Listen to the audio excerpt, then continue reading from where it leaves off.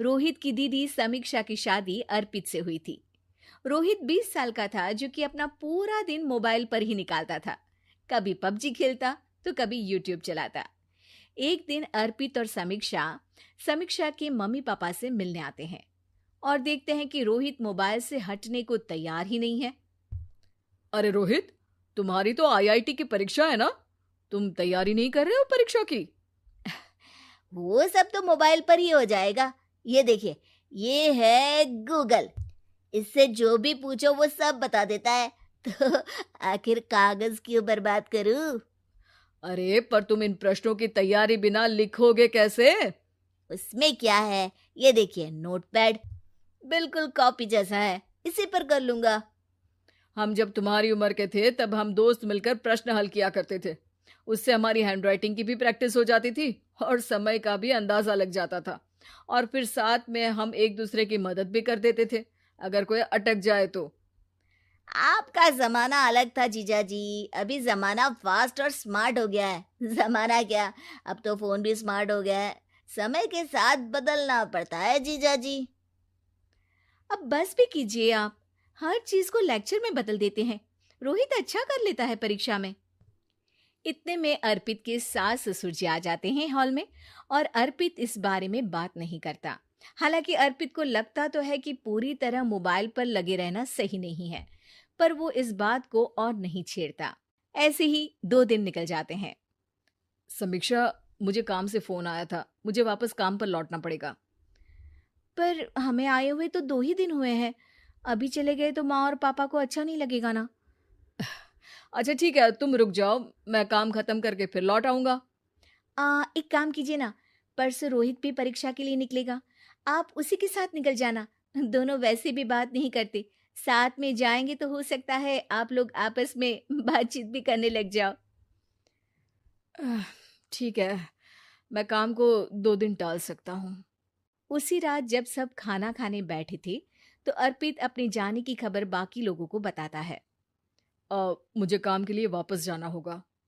अरे बेटा, पर अभी तो तुम आए हो, इतनी जल्दी चले जाओगे?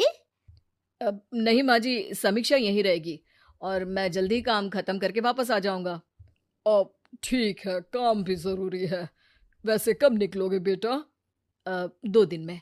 मैंने सुना है कि उस दिन रोहित को भी परीक्षा के लिए जाना है, तो कल मैं दोनों की टिकट करा लेता हूँ बुक। मेरी टिकट रहने दीजिए जीजा जी, मैं तो फोन से ही करवा लूंगा। हाँ, पर कोई दिक्कत हो गई तो? अरे कोई दिक्कत नहीं होती जीजा जी, फोन सब कर सकता है। हमारे फोन के रिचार्ज से लेकर टीवी का रिचार्ज सब रोहित यही फोन से बैठे बैठे कर देता है। अब ये नई चीज तो हमारे समझ के परे है, पर अच्छा है कि रोहित जानता है। हमारी मेहनत इतनी कम हो गई भाई। हाँ, पर अगर टिकट नहीं मिली तो? अर्पित की बात पूरी होने से पहले ही बिजली चली जाती है। अरे ये क्या हो गया, आपने बिजली का बिल भर तो दिया था ना? अरे नहीं, मैं तो भूल गया था। अरे टेंशन मत लो माँ। देखा जीजा जी, आप बिजली का बिल भी भर सकते हो, समय बदल गया है। एक बार फिर अर्पित इस बात पर बहस नहीं करता। अगले दिन जाकर अपनी टिकट करवाता है और पैकिंग कर रहा होता है, जब शाम को अचानक से रोहित के चिल्लाने की आवाज आती है। नहीं, प्लीज प्लीज हो जा, ऐसा मत कर यार, प्लीज हो जा। अरे क्या हो गया रोहित? दीदी, सर्वर हैंग हो गया, मेरे टिकट मेरी टिकट नहीं हो पाई दीदी। क्या मतलब टिकट नहीं हो पाई? इतने में वहां रोहित की मम्मी और पापा भी आ जाते हैं। अरे क्या हो गया? माँ, मेरा टिकट नहीं हो पाया, सर्वर डाउन हो गया। अरे पर तूने तो बोला था कि हो जाएगा। हो जाता है, पर अब क्या करूं, ये क्या हो गया?